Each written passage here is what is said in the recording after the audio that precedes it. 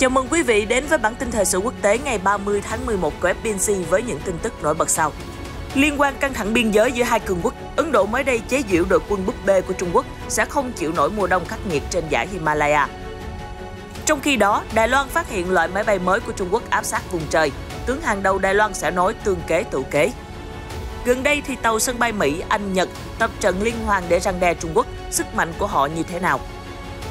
Trên trường ngoại giao, Trung Quốc lên tiếng sau khi lãnh đạo Mỹ, Anh muốn tẩy chay Olympic Bắc Kinh. Một số tin tức đáng chú ý khác. Nga phóng thử tên lửa siêu thanh xóa sổ tàu chiến cách hơn 400 km. Ngoại trưởng Mỹ đến Latvia cùng NATO bằng cách đối phó khi Nga tấn công. Chuyên gia Nam Phi lo ngại biến thể Omicron dễ lây lan hơn Delta, có thể trốn tránh vaccine.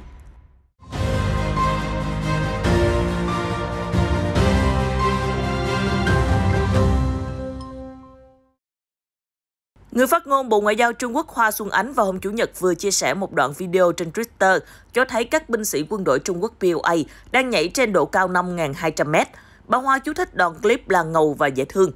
Theo Sputnik News, đoạn video được chia sẻ sau khi có nhiều nghi vấn binh sĩ POA đang vật lộn với nhiều căn bệnh ở địa hình núi cao trên dãy Himalaya.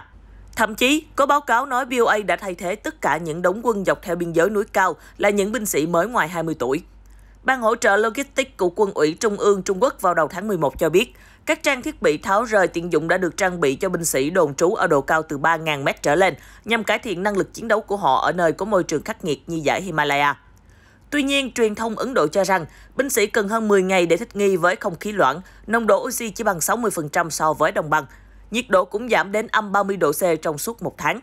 Khi video mới đây được lan truyền, cộng đồng mạng Ấn Độ cho đó là hình thức truyền thông để khẳng định Trung Quốc đã chuẩn bị sẵn sàng chiến đấu trên địa hình núi cao. Dù vậy thì nhiều dân mạng Ấn Độ chế giễu Trung Quốc đang sở hữu một đội quân búp bê. Trong khi quân đội các nước đang diễn tập bắn đạn thật hay huấn luyện trên địa hình khắc nghiệt, thì đội quân búp bê của Trung Quốc lại nhảy trên núi cao cơ đấy, trích một tài khoản bình luận. Ấn Độ và Trung Quốc đã triển khai hơn 50.000 quân ở khu vực phía Tây đường kiểm soát thực tế, nơi vụ ẩu đả bùng phát vào tháng 6 năm ngoái đã khiến cho 20 lính Ấn Độ và ít nhất là 4 lính Trung Quốc tử vong. Lãnh đạo Cơ quan Phòng vệ Không quốc chính hôm 28 tháng 11 cho biết, những diễn biến leo thang xung quanh Đài Loan trong thời gian gần đây khiến cho mối quan hệ xuyên eo biển trở nên càng mâu thuẫn và tồi tệ hơn. Khi trả lời báo chí trước phiên họp lập pháp viện, ông Khâu nói rằng, Trung Quốc đã không ngừng điều chiến cơ xâm nhập vùng nhận dạng phòng không ADIZ của Đài Loan nhằm dần bao mòn sức lực và ý chí chiến đấu của hòn đảo. Tuy nhiên, Đài Loan sẽ chứng minh sự bền bỉ khi đứng trước thái độ hung hăng của Trung Quốc. Theo ông Khâu nhấn mạnh, lực lượng phòng vệ Đài Loan sẽ tiếp tục nghiên cứu, phân tích và làm quen với tất cả các loại chiến đấu cơ Trung Quốc, từ đó đề ra các phản đòn tương kế tự kế trong tương lai.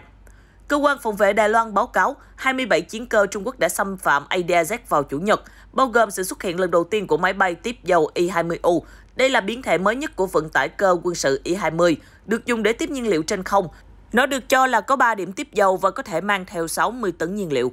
Các học giả Đài Loan cho rằng, máy bay tiếp dầu có thể giúp gia tăng phạm vi và thời gian hoạt động của tiêm kích tấn công. Nhờ khả năng tiếp dầu, Trung Quốc sẽ tăng cường áp lực lên gấp nhiều lần ở vùng trời và vùng biển phía đông Đài Loan.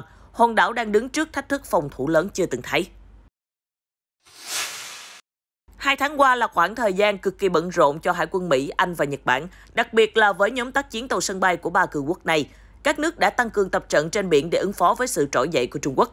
Vào đầu tháng 10, một cuộc tập trận khổng lồ đã có sự tham gia của các tàu sân bay USS Ronald Reagan và USS Carl Vinson của Mỹ, tàu sân bay HMS Queen Elizabeth của Anh và tàu IC của Nhật Bản ở Tây Thái Bình Dương. Chỉ vài tuần sau đó, tàu USS Carl Vinson, HMS Queen Elizabeth và tàu sân bay trực thăng IC Kaga của Nhật lại tiếp tục tập trận của Hải quân Hoàng gia Úc tại phía đông Ấn Độ Dương. Đến đầu tháng 11, tàu IC và USS America, một tàu tấn công đổ bộ của Mỹ, tiếp tục diễn tập ở phía nam Nhật Bản, trong khi tàu USS Carl Vinson và IC Kaga thực hiện huấn luyện trên Biển Đông. Chuỗi tập trận liên hoàn cho thấy nỗ lực hiệp đồng tác chiến của đội tàu sân bay các nước đồng minh nhằm răn đe việc Trung Quốc không ngừng củng cố tham vọng bá quyền trên biển. Trong đó, cuộc tập trận lớn nhất là vào đầu tháng 10 với sự tham gia của 4 tàu sân bay thuộc Hải quân Mỹ, Anh, Nhật. Đợt diễn tập này còn huy động 17 tàu chiến và 15.000 binh sĩ từ Mỹ, Anh, Nhật Bản, Hà Lan, Canada và New Zealand. Các cuộc tập trận diễn ra ở nhiều vùng biển khác nhau với nhiều khung thời gian khác nhau, nhưng đều nhằm tăng cường các năng lực quan trọng như liên lạc, lên kế hoạch chung, tác chiến trên không, bắn pháo, chiến tranh chống ngầm và bay chéo bom tàu. Điều này sẽ dễ dàng hơn cho Hải quân, Thủy quân lục chiến Mỹ và Hải quân Hoàng gia Anh do ba lực lượng này đều sử dụng tiêm kích F-35B. Các cuộc tập trận diễn ra trong bối cảnh căng thẳng leo thang giữa Trung Quốc và Hoa Kỳ, phản ứng lại với việc Mỹ và đồng minh tập trận rầm rộ. Trung Quốc đã điều chiến đấu cơ áp sát kỷ lục vào vùng ADIZ của Đài Loan trong tháng 10, với khoảng 200 chiếc chỉ vỏn vẹn trong 5 ngày đầu tháng. Trung Quốc chính thức lên tiếng sau khi Tổng thống Mỹ Joe Biden và Thủ tướng Anh Boris Johnson cho biết có thể hạn chế số quan chức đến tham gia Thế vận hội mùa đông Bắc Kinh 2022 nhằm thể hiện sự bất bình khi Trung Quốc vi phạm nhân quyền. Phát ngôn viên Bộ Ngoại giao Trung Quốc Uông Vân Bân hôm 21 tháng 11 tuyên bố, Bắc Kinh phản đối mọi hành động chính trị hóa thể thao. Ông Uông nói thêm, quyết định không gửi quan chức chính phủ tới Olympic mùa đông Bắc Kinh và liên hệ nó với cái gọi là phạm vi nhân quyền, thực chất là hành động vu khống và chính trị hóa thể thao. Điều đó rõ ràng vi phạm hiến chương Olympic. Trước đó, các nhà vận động và nghị sĩ Quốc hội Mỹ từ lưỡng đảng đã cùng nhau gây áp lực cho chính quyền ông Biden tẩy chay ngoại giao sự kiện Thế vận hội. Mỹ cáo buộc Trung Quốc diệt chủng người Hồi giáo Duy Ngô Nhị ở Tân Cương, nhưng Bắc Kinh nhất mực bác bỏ. Truyền thông nhà nước Trung Quốc hôm thứ Hai còn nói, Bắc Kinh chưa từng có ý định mời các quan chức đe dọa tẩy chay Olympic đến tham dự sự kiện vào tháng 2 này. Thành công Olympic không phụ thuộc vào sự tham gia của quan chức từ một số nước nhất định, trích lời phát ngôn viên Uông Vân Bân. Nga hôm 29 tháng 11 thông báo, nước này vừa phóng thử thành công tên lửa hành trình siêu thanh Zircon, vốn được Tổng thống Vladimir Putin ca ngợi là bất khả chiến bại. Cụ thể, Bộ Quốc phòng Nga cho biết tên lửa được bắn từ tàu hộ vệ đô đốc Gorkov ở Biển Trắng, nhắm vào mục tiêu hải quân cách đó hơn 400 km. Dữ liệu theo dõi cho thấy đường bay của quả đạn đáp ứng với các tham số định sẵn, mục tiêu mô phỏng tàu mặt nước đối phương đã bị xóa sổ. Đợt phóng thử từ tàu hộ vệ đô đốc Gorkov đã thành công, Bộ Quốc phòng Nga đã ra thông cáo hôm qua cho biết. Cuộc phóng nằm trong giai đoạn thử nghiệm cuối cùng của tên lửa vượt siêu âm Zircon. Trước đó, vào ngày 3 tháng 11, Tổng thống Putin tuyên bố rằng các cuộc thử nghiệm của tên lửa Zircon đã gần hoàn thành và chúng sẽ được biên chế cho Hải quân Nga từ năm sau. Giữa lúc đó, nguồn tin của hãng TASS vừa qua cho hay, Nga đang sản xuất hàng loạt tên lửa bất khả chiến bại này nhằm trang bị cho các chiến hạm mặt nước và tàu ngầm hải quân. Theo Reuters, Mỹ, Trung Quốc và Triều Tiên cũng đang gấp rút chạy đua phát triển tên lửa vượt siêu âm. Đây được coi là thế hệ vũ khí tầm xa tương lai bởi khả năng khó bị phát hiện và đánh chặn hơn. Trước đó, Tổng thống Putin cho biết Zircon có thể tấn công ở mục tiêu trên biển và trên đất liền ở khoảng cách 1.000 km với tốc độ tối đa là 11.000 km/h, nhanh gấp 9 lần âm thanh.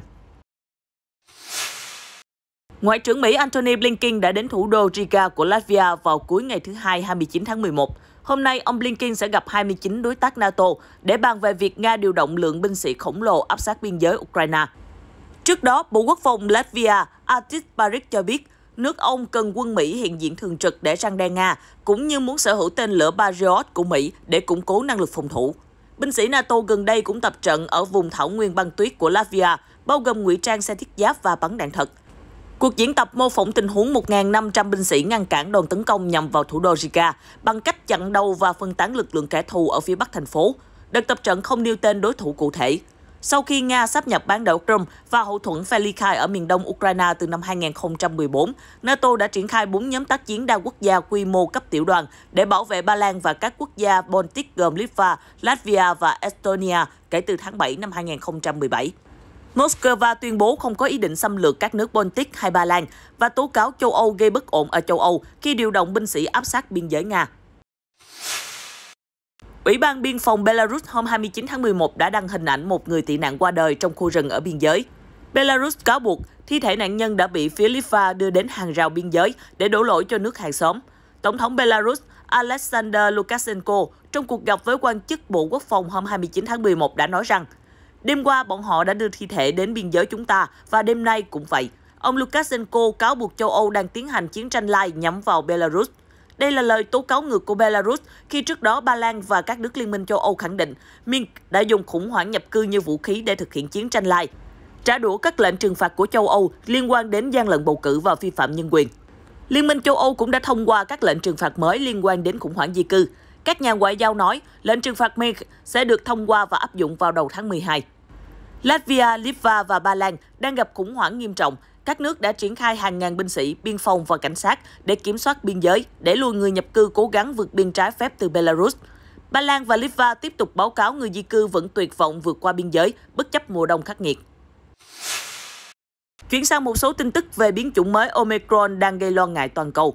Nhà dịch tễ học kiêm cựu cố vấn y tế chính phủ Nam Phi, ông Salim Abdulkarim cho biết, dựa trên các bằng chứng thu thập bước đầu, thì biến chủng Omicron đang lây truyền nhanh hơn so với chủng Delta. Phát biểu trên đài CNN, ông Karim nói rằng, Cần rất nhiều thứ phải tìm hiểu về đặc tính của biến chủng mới và khoa học cần vài tuần để nhìn ra bức tranh hoàn chỉnh hơn. Tuy nhiên, ông Karim kêu gọi thận trọng. Chuyên gia cho biết, Omicron có những đột biến tương tự như 4 biến thể đáng lo ngại khác. Nó có đột biến tương đồng với Delta, vì vậy e rằng có khả năng lây nhiễm nhanh hơn.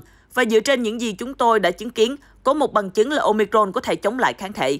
Chắc chắn đã né tránh một phần, chúng tôi ước đoán như vậy. Nhưng để xác nhận giả thiết thì cần phải thu thập dữ liệu trong 2 đến 3 tuần nữa. Nỗi lo sợ về biến thể mới Omicron đã khiến cho các nước châu Á gấp rút siết chặt các biện pháp phòng dịch. Bộ Y tế Ấn Độ vừa ban hành hướng dẫn phòng dịch mới cho tất cả các du khách nước ngoài nhập cảnh vào Ấn Độ trong thời gian tới. Theo đó, du khách đến từ một số quốc gia và khu vực, bao gồm Nam Phi, Anh Quốc và các nước châu Âu, sẽ cần tuân theo các biện pháp bổ sung khi đến Ấn Độ.